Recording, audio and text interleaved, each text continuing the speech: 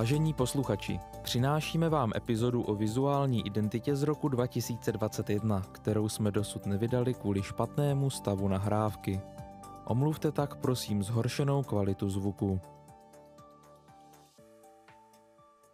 Jsme se tady dneska potkali s Lumírem Kajnerem. Dobrý den. Dobrý den, Lumíre. Dobrý den, Evo. Důvod toho našeho dnešního povídání je, že jsme chtěli tak nějak společně zazpomínat na začátky Česko Digital a popovídat si o značce Česko Digital, o jejím vzniku, o vizuální identitě a o tom, jak to celé začalo. A Lumíre, vy jako autor vlastně vizuální identity, tak si pamatujete na ty začátky, u kterých jsme tu ani já, ani kolegové, kteří tady dneska s námi jsou, nebyli. Tak jak to celé bylo vlastně? Kdo byl tím, kdo za vámi přišel a řekl, Lumíre, je tady nějaká myšlenka? Jaký byl ten začátek? Nebo co je to, na co si pamatujete? Je vůbec zajímavé, že se bavíme o vzpomínání. Je to jenom 2,5 roku. Jo. To mi nepřijde vůbec, kdybychom se tady bavili o něčem, co vzniklo v 90kách, tak chápu. A možná to dokazuje, jak je ten čas rychlý, nebo jak vy jste rychle vyrostli, nebo Česko Digital, jak do čeho dorostlo za tu dobu. Ale sedí mi to s tou náladou, se kterou právě přišel tehdy Jakub Nešetřil, kterým se známe už dlouho předtím, tak mě oslovil po svém vlastně úspěšném angažmá jako v Apiary, tak jak se stal samostatným, tak začal přemýšlet, co bude dělat a tohle byl jeho nápad, který odhlédl od ostatních organizací v Rumunsku, v Americe, v západní Evropě. No a takhle mi to i prezentoval. Jo? Prostě jak může tady spousta nezávislých ajťáků udělat ve svém volném čase něco dobrého pro stát, nebo spíš pro dobré věci, pro neziskovky, spíš jsme se bavili o neziskovkách. Jo? Ten stát tam hrál spíš jako vedlejší roli.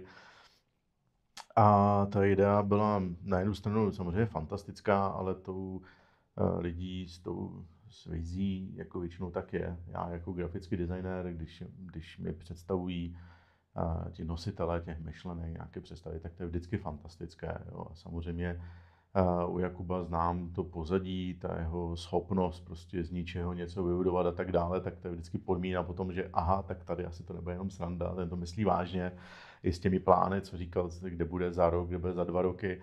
Jediné, co teda vůbec neodhadl, to si vzpomínám, kdy ty počty lidí odhadoval v řádu stovek, malých stovek, jako za první rok a to vystřelilo na neuvěřitelná čísla hned po oficiálním spuštění. Takže to je pravda, že tenhle šok jsme se zažili spolu, ale jinak psal se rok 2019, leden, setkáme se prostě v kavárně a on mi vyložil tady tuhletu ideu.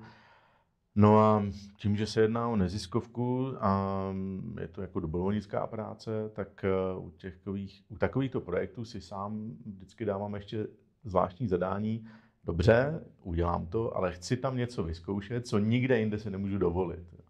Takže většinou to bývá tak, třeba je to dynamická identita, jo? Pracovat prostě s logem tak, že se proměňuje.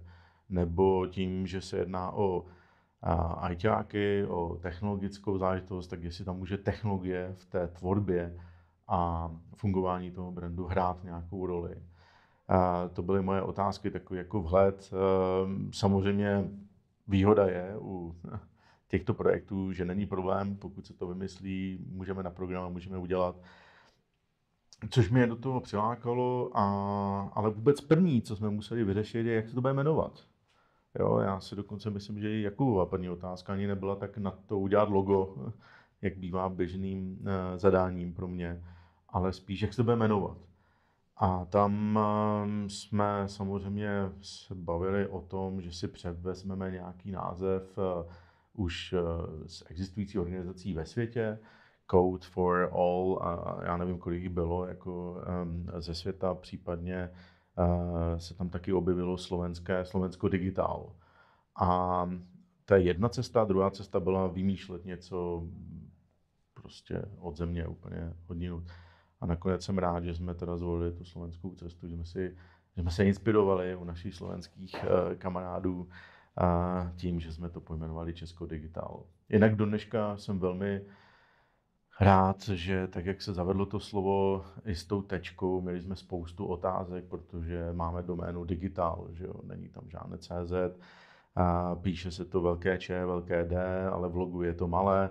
Přesto je úplně úžasně na tom vidět, že když se to dobře zavede a když se to důsledně dodržuje, tak prostě už se v tom nedělají jako chyby. Což možná zní jako drobnost, ale nebývá to úplně zvykem. Jo. Takže tady opravdu z mé strany jako poděkování, že se to podařilo zavést a to název funguje.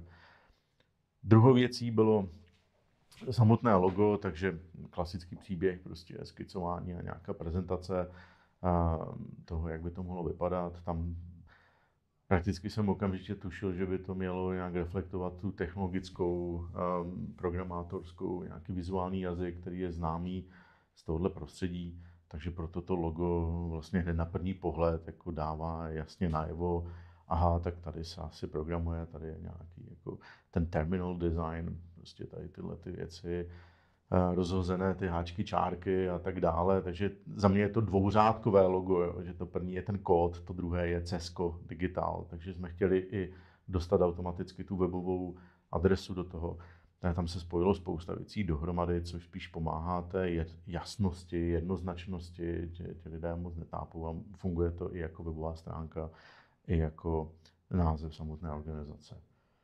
No, ten důvod šel poměrně rychle, když to byly samozřejmě týdny jako vývoje a tak dále. No a všechno to mířilo do toho spuštění, tuším někdy duben, květen 2019. Tak to jsem netušila, že jste byl vlastně ještě před založením organizace. Ano. Já jsem se měla v plánu ptát, jak vypadalo to zadání, takže to jsou překvapivé informace i pro mě. Jak dlouho jste vlastně brousili? Týdny jste zmiňoval, nebo vlastně to, než vykrystalizoval ten samotný název a potom podoba toho loga, jak dlouho trval ten proces? Tam je zajímavé ještě vzpomenout, jak jsem mluvil o tom experimentování, tak rovnou jsem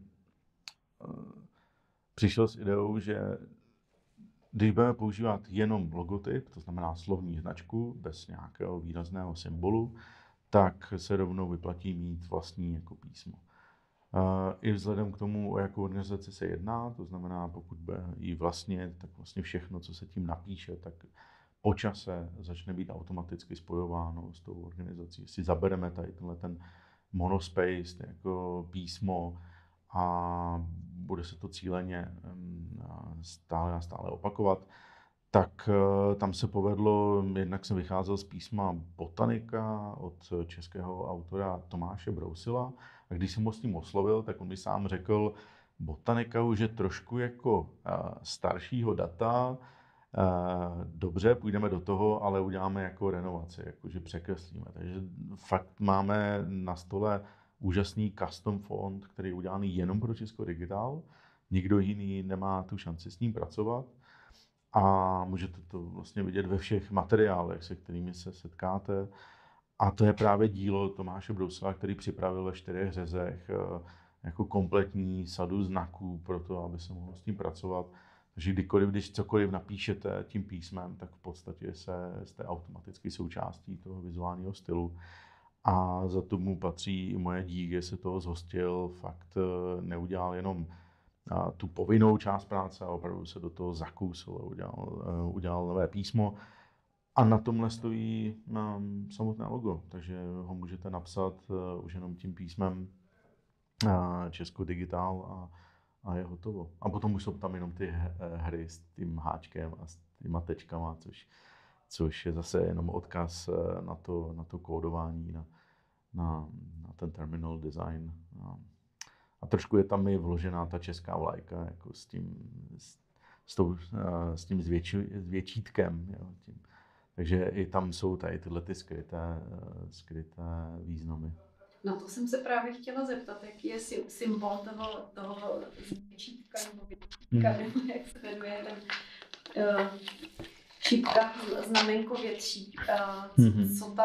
Co to je vlastně, co to symbolizuje, protože je to takový typický charakteristický prvek, který přenášíme v rámci vizuální identity do dalších vizuálů. Tak jak tady ten nápad vznikl? Samozřejmě Česko Digital, takže tam máte jo. A teď ale to nesedí k tomu, protože se webové stránky nebo webové domény se píšou bez diakritiky, takže tam potřebujete dostat ale vlastně, aby tam to ani nebylo. Jo, a v tu chvíli máte obracený, jako, že obrátíte ten háček. No zároveň jsem opravdu z toho, jak bych řekl, ajťáckého světa byl inspirovaný, že tam se používá ten znak poměrně často. Takže v tu chvíli je to obrácený háček, je to tady tohle zvětšítko. No a ta třetí rovina je přesně česká vlajka, jako s tím klínem, který je tam velmi, velmi jako těžko jako rozpoznatelný na první pohled, ale může se o tom začít vyprávět takhle příběh, že je tam i česká vlajka. Proto i ta modrá, vlastně jsme si vytáhli modrou, nemáme tam červenou, nemáme bílou, jedeme vlastně tady v téhleté a zase je to spíš odkaz na ten development. Je. S tím klínem český vlajky jsem neměla ani tucha teda. No, tak to vám většinou říkají jenom grafici. Ne všechno tam jde vidět. Je to takový fun fact, jo. Ale to je jenom, když už máte potom tak známé to logo, že už se vyhledávají na to ty detaily a něco zajímavého a tak dále, ale ono to není ta podstatná věc. Já si myslím, tam podstatné je to písmo a to naprosto stačí. Tak my jsme si tady chvíli mimo záznam na zvukovou stopu povídali o výslovnosti Česko Digital. O tom, jestli se skloňuje, neskloňuje a jestli to vyslovovat česky nebo anglicky, protože ne každý to vyslovuje Česko Digital, někdo říká Česko Digital, někdo Česko Digital. Máme i také, co říkají Česko Digitále. Bavili jste se o tomhle s Jakubem, když jste vlastně přicházeli na ten název původně? Já si myslím, že ne. Nespomínám si na to. Si představte, co všechno jsem musel honit jako v hlavě Jakubovi. A tohle, i kdyby mohla být moje doména, tak tohle jsem nevytahoval. Mě opravdu zajímalo,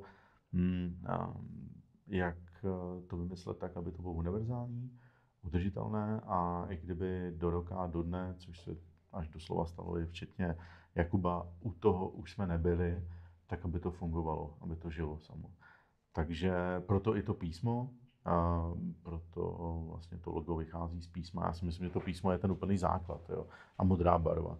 Jo, takže jedete úplně na signálních 2 věcech, nebo 3, název, písmo, barva. Až potom vlastně s tím, jak kluci připravili vizuální styl, tak tam dodali některé prvky, uzavřeli to do grafického manuálu, práce s fotografií, práce s tím vzorem těch většítek a tak dále. A to si myslím, že je zase další vrstva, která ale kdyby se za 3 roky kompletně překopala, aby se tam třeba i doplnili, řekněme, nové barvy a tak dále, tak pořád to jádro zůstane. Takže ten základ o tom, o čem se bavili, nebo co jsme nastavili, byl opravdu daný jako tím, je tady to písmo. A to písmo si myslím, že je možné a bude funkční jako 10 let. A to i s ohledem na to, kolik lidí bude spolupracovat v budoucnu s Českem Digital, kolik lidí bude nakládat s tím logem, že to logo se může dostat i třetím stranám, že s tím budou nějak pracovat a tam už nemůžou být žádné sáhodlouhé, ani manuály, ani nějaké vysvětlování, tak čím je to nejjednodušší v tom základu, tak to pomáhá. Co byste doporučil nováčkům grafikům, protože my tím, že jsme komunita dobrovolníků a naskakují nám tam lidi, kteří potřebují vlastně velmi krátký čas na to, aby se zorientovali a doručili nějaký výsledek. Co byste jim doporučil, pokud by měli zadání připravit, dejme tomu grafiku pro Česko Digital, tak jak třeba pracovat s tím manuálem nebo na co si dát pozor? No, určitě si dát pozor na vlastní ego, protože já myslím, že ten manuál je připravený jako přehledně, srozumitelně a kdo si ho jako projde, tak by měl z toho vycítit, a to je podstatné slovo, vycítit, jakým asi způsobem by měl s ním pracovat. Samozřejmě žádný manuál nikdy nebude obsahovat všechno, co potřebujete k té svojí okamžité práci, aktuální práci, a tam vždycky doporučuji, tak si nastrojujte nebo prohlídněte si, co už Česko Digital připravilo, jak s tím pracuje, a pokud jsou tam nějaké nesrovnalosti, tak se jako zeptat. Jo. Já tohle dělám u jiných klientů, že oni mi řeknou, my jsme takový a makový, a já si projdu jejich jako od stolu, jak pracují, jak fungují, někdy vyjdu ven jako s foťákem u těch, co mají třeba pobočky nebo fungují v prostoru, a potom je na těch schůzkách jako konfrontuji. Dobře, vy mi říkáte A, ale tady nějaký B a C, co jako platí. A to je taková rada asi pro každého, jo? Že když se mu to nezdá, tak ale musí přinést na to jednání nějaké jako srovnání, případně svůj návrh, jestli tam jsou nějaké nejasné věci. Ale jinak si myslím, že je to fakt jednoduché, simple. Budu samozřejmě rád, nebo vždycky je dobře na začátku, když to někdo nějakou dobu vede. Já, jak jsem do toho sice skočil ještě před založením, tak poměrně rychle jsem z toho vyskočil. Jo? Protože jsem říkal, jsem tady na logo, já jsem tohle připravil, logo se odprezentovalo, teď se to rozdělo velmi šíleným, takovým jako skokovým způsobem. Samozřejmě buduje se marketing, budoval se, nebo na začátku nebylo vůbec nic, takže tam spousta věcí vznikala určitě živelně, jako bez to řízení bylo spíše hlavně, aby bylo něco venku a tak dále. Myslím, že jsem dělal jednu obálku jedné z knížek, která na začátku, to byl ten způsob zadávání IT projektů pro státní správu, a tam, že se zavolá, nechceš to udělat, tak jo, teď mám nějakou chvíli času, a jako nedá se říct, je to vizuální styl, není to vizuální styl, takže se to dělají ad hoc. Teď, když pracujete s tím manuálem, tak si myslím, že je to pro tu úvodní nějaké ty začátky, první 3-4 roky, tak je to dostačující. Ale samozřejmě hodně tam bude záležet, jak moc mediálně budete aktivní. Jo, v jednu chvíli je sice skvělé mít to jako manažované, mít na to nástroje, ale může stát, že potřeba mít někoho full time na part time, jako člověka, který to nastuduje, který to řídí, který to hlídá, na kterou můžete zase nalepit jako i desítky dalších tvůrců, ale přes kterého bude chodit ta kreativa nebo i ten vzhled, tak to si myslím, že se spíš vyplatí. Brand leadera. Přesně tak. Ostatně teď jsme měli vlastně sami zkušenosti s Janou Kneške, která hlídala tu komunikační linku. Jo? Takže já jako grafik i prostě profesionální specialista může ujet, může trošku ztratit jako ten kontakt, ale je tam někdo, kdo řekne, helete se tady OK, ale tady jste něco udělali špatně, tohle jsem nikdy nepovedl a tak dále, takže napsal to úplně přesně. Ona v tu chvíli fungovala jako ten guardian té značky. A mně se tohle potvrdilo i u scoutů, že už to není hlídání stylem jednoho manažera osvíceného nebo jeden manuál, do kterého se všichni jako nahlížejí a podle něho to tvoří, nebo sada šablon, ale že to je ta komunita, která se navzájem jako hlídá. Skauti to udělali, doufám, že jim to funguje do dneška, že když někdo udělal plakátek někde u Semil v Horní Dolní a poslal to na Facebook a zeptal, helejte se, to jsme navrhli, co si o to myslíte, tak všichni ostatní, někteří mají perfektně naučený manuál, někteří toho ale udělali zase hodně, někteří si myslí, že bys to měl trošku posunout, tak každý tam napsal nějaký věcný názor. A ta komunita, protože je velmi jako disciplinovaná, věcná a pomáhající se, tak najednou jsem poprvé zjistil, že na co mít manuály, když vlastně ta samotná komunita jako drží tu úroveň, která nikdy nebude ultra skvělá, aby za to byly nějaké ceny, ale hodně se v tom podporuje. Je to asi na stejné úrovni, jako když dostanete úkol ve třídě a teď si pomůžete se spolužáky společně ten úkol nějak jako prolomit, jako zjistit, jo, protože ten učitel to třeba špatně zadal a tak dále. Takže si pomáhají ti lidi navzájem. A já si myslím, že to je jedna z cest, kudy se potom vydat. A samozřejmě jednou za čas může dojít k revizi, k auditu, zvláště kolik se dneska toho produkuje na těch sociálních sítích, tak nějaké přehodnocení. Může se tam prostě některé věci dělat šablonovitě, protože, nevím, zbytečně na tom utrácí čas a energie lidí.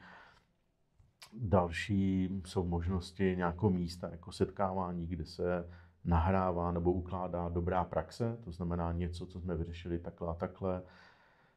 Takže šablony, dobrá praxe. No a může se vám taky stát, že jednou oslovíte, nevím, skupinu 10 skvělých grafiků, udějte něco a ti vám najednou nebudou dodržovat vůbec nic, úplně vám to ujede. Ale to už je zase samostatná PR jako věc.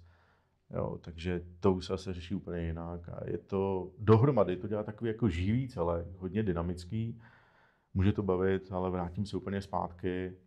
V prvním momentě, když kdokoliv dělá, byť je to dobrovolnické pro nějakou organizaci, která má nějakou vizuální stránku a pečuje o ní, tak trošku zkrotit ego. Vy jste mi touhle odpovědí odpověděl vlastně i na moji další otázku, jak udržet kvalitu vlastně vizuální identity v dobrovolnickém prostředí. Vy jste mluvila, že vlastně ta komunita to hlídá sama. My jsme měli na začátku vlastně tohoto setkání takovou hezkou debatu na téma startup versus korporát.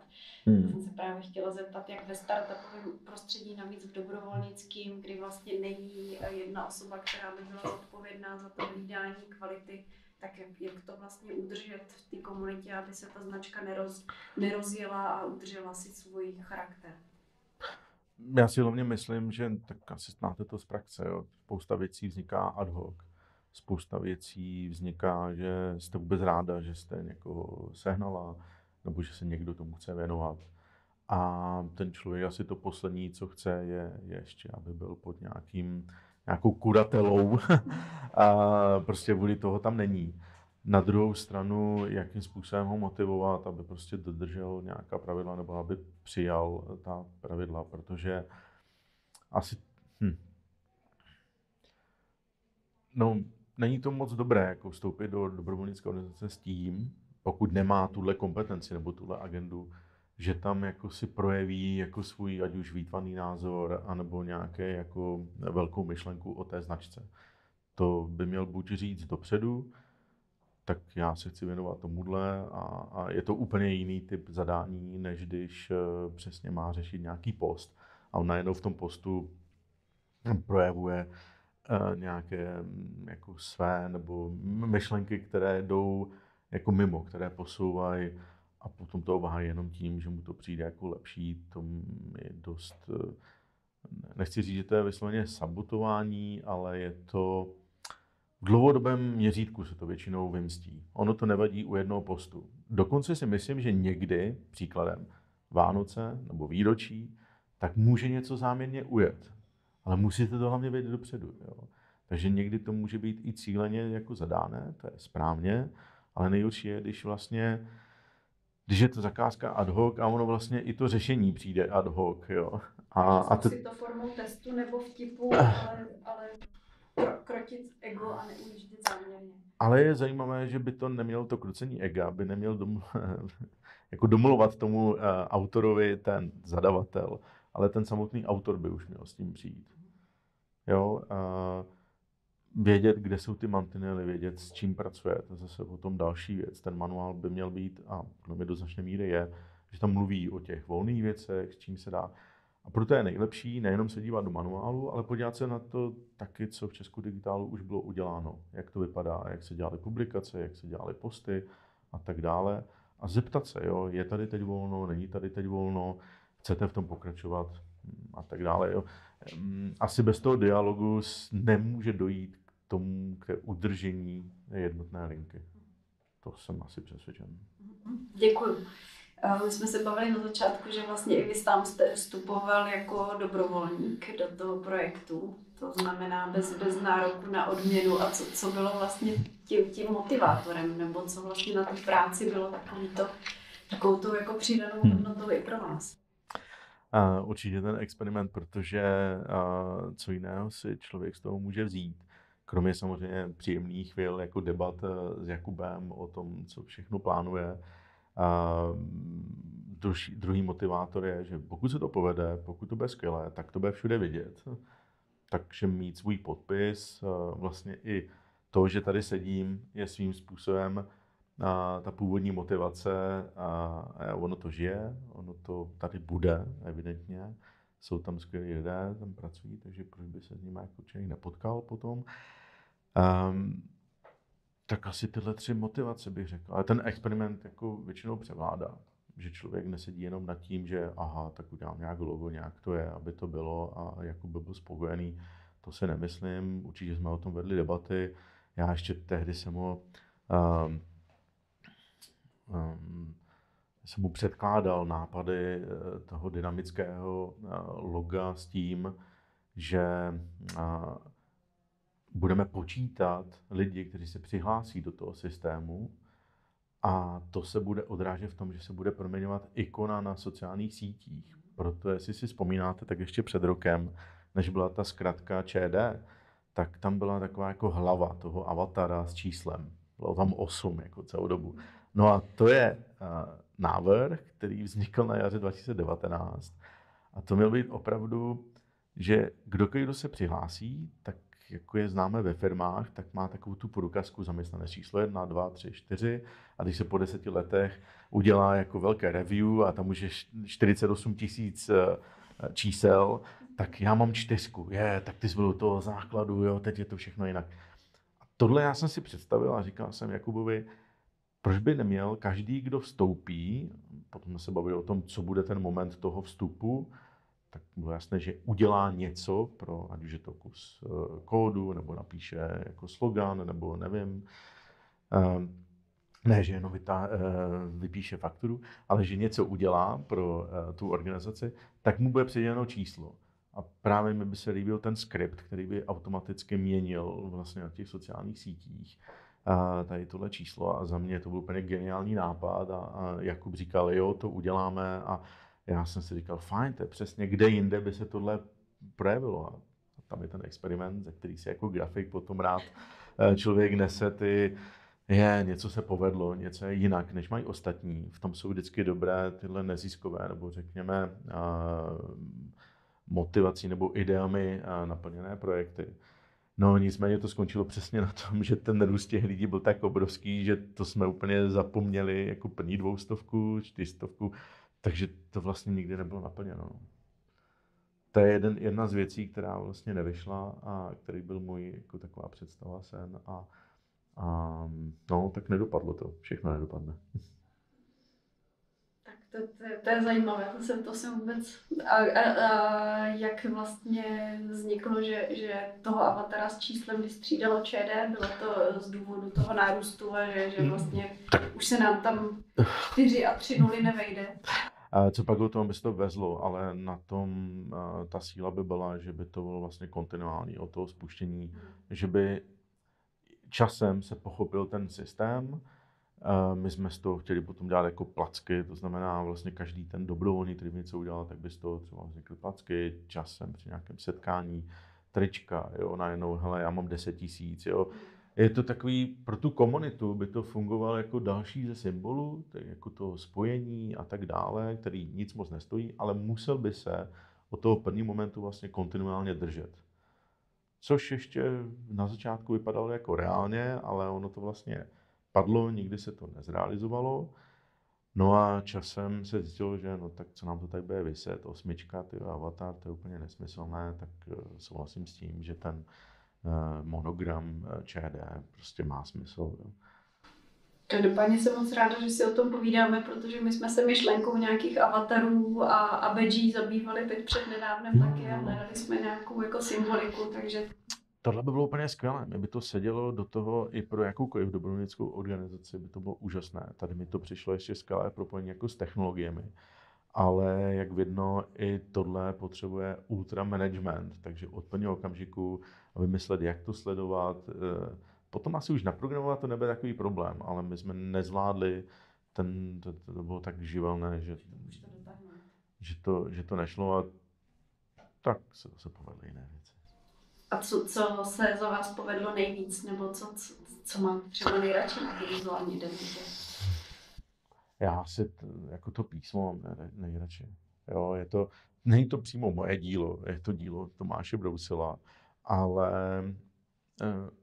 takhle se na to já dívám. Jo. Já jsem byl, řekněme, ten první grafik oslovený, který vytvořil nějaké prostředí pro písmaře, aby vzniklo písmo a potom nějaký základ pro to, aby tvůrci vizuálního stylu zase tam dodali tu svoji jako vrstvu. Což znamená, že to je vlastně to dělení se o to, že já nejsem jediný jako tvůrce, nedělám všechno pořád, ale že tam jsou ty nohy a rozvíjí se to jako další a další, buď s tím pracují, anebo to dále rozvíjejí. A to mi přijde, že zaprvé se to zhodnotí s časem. To ještě i ty 2 roky jsou docela málo.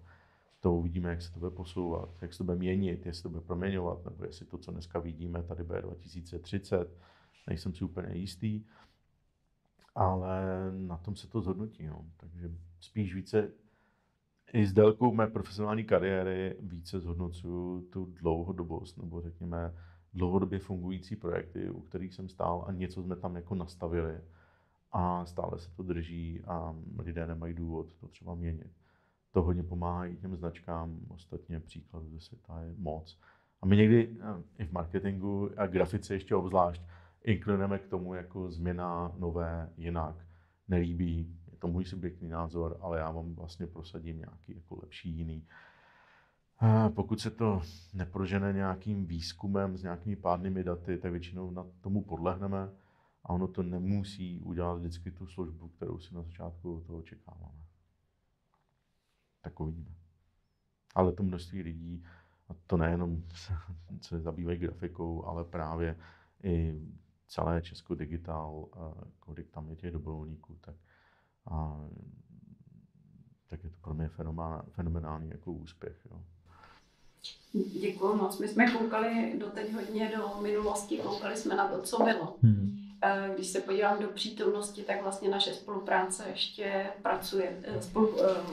trvá a teďka spolupracujeme na dalším manuálu, jestli to tak můžu nazvat, nebo projektu.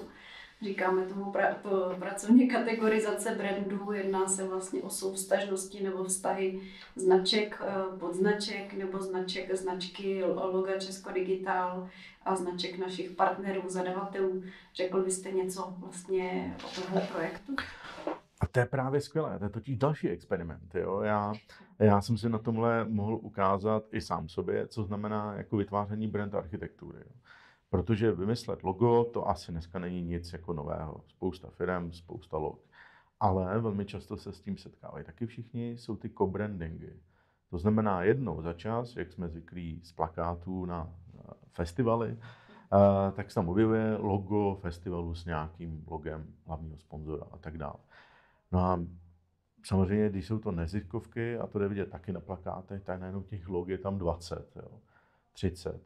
Což ale znamená ve finále, že ještě spolupracujete třeba s dalšími 30.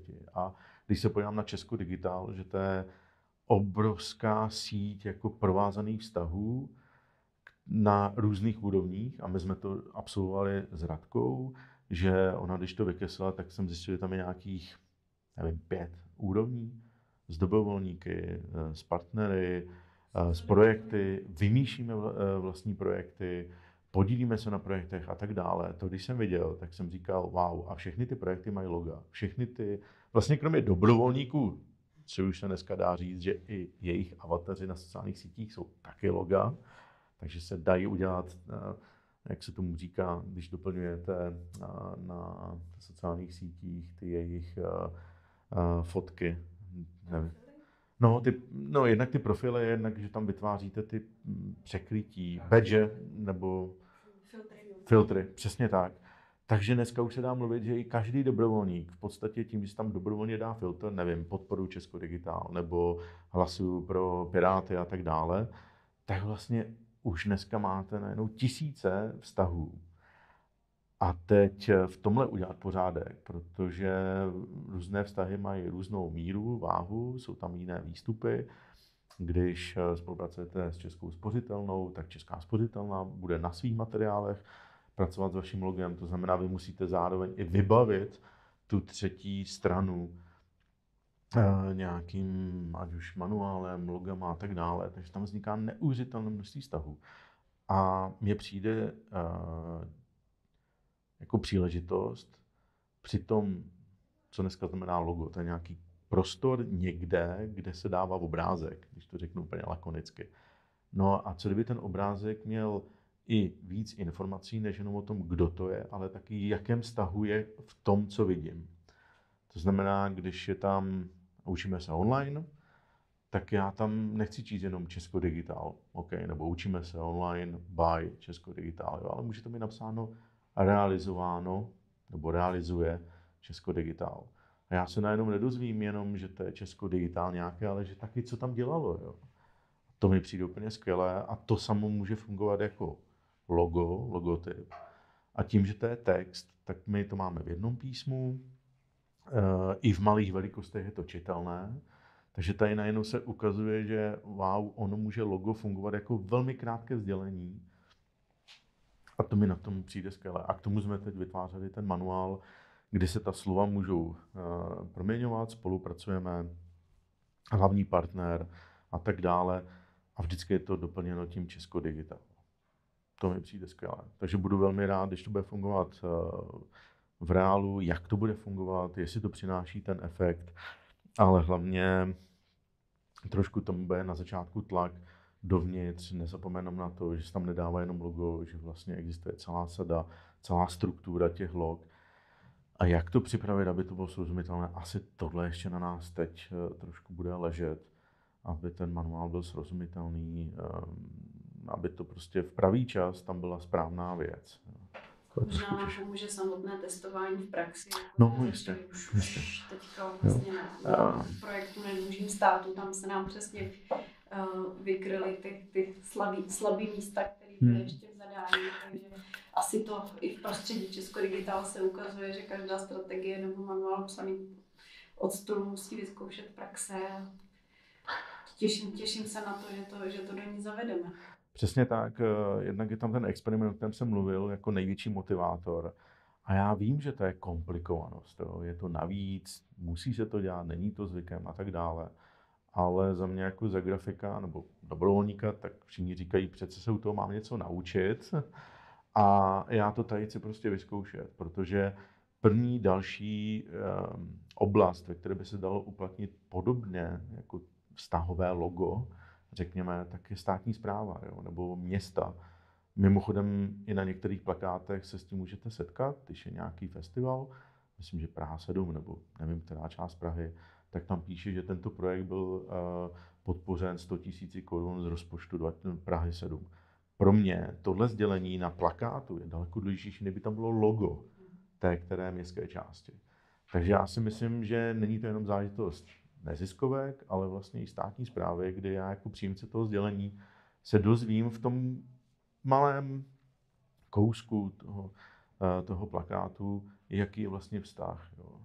A ono to známe, hlavní partner, mediální partnery, to se tam objevuje často, ale tady tohle je takový trošku posun, jestli to může vypadat jinak, jestli to může být v našem vizuálním stylu a tak dále. Takže je to experiment, určitě tím někomu komplikuju jako život, ale myslím si, že když se to zavede, tak se to stane nějaký součástí jako kultury, trošku se to rozšíří, možná i v České spořitelně si toho všimnou, možná další partneři si toho všimnou, ale myslím si, že hlavně proto komunikování s veřejností i s ostatními to může mít ten přínos té informace jako navíc, se člověk dozví o tom vztahu.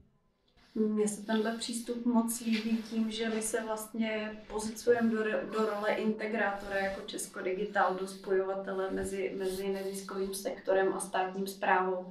Tak mám pocit, že tady vlastně udáváme společně i nějaký jako nový trend, který se může vlastně ujmout a napříč neziskem a státní správou a být aplikovatelný i dál.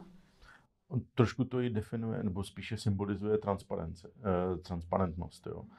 Protože když vy tam přiznáte, jaký máte k tomu vztah, jestli jste to vyrobili, zprostředkovali, zařídili, já nevím co, sloves máme hodně, tak tím i zároveň vlastně řeknete, co jste tam dělali. Jo. Což u většiny log, když si vzpomenete, tak nevíte, jako co ti lidé prostě tam jsou. Jo. To je nějaký úzus, který v tomhletom směru i jemně Česko Digitál může porušovat nebo spíš jako redefinovat. To může být nějak. Uvidíme, sám jsem na to zvědavý, ale jak už jsem říkal, i tohle byla moje motivace, proč do toho jít. No. Děkuji moc za ten pohled dozadu do minulosti, za popis současného stavu. Ještě nás společně čeká hezká práce a zeptám se ještě na nějaký výhled do budoucna. Česko Digital teďka slavilo v červenci 2. výročí od svého založení. A nějakých 2,5 roku od těch vašich počátečních diskuzí s Jakubem, co byste popřál Česko Digital a dobrovolníkům do toho 3. roku nebo do let dalších?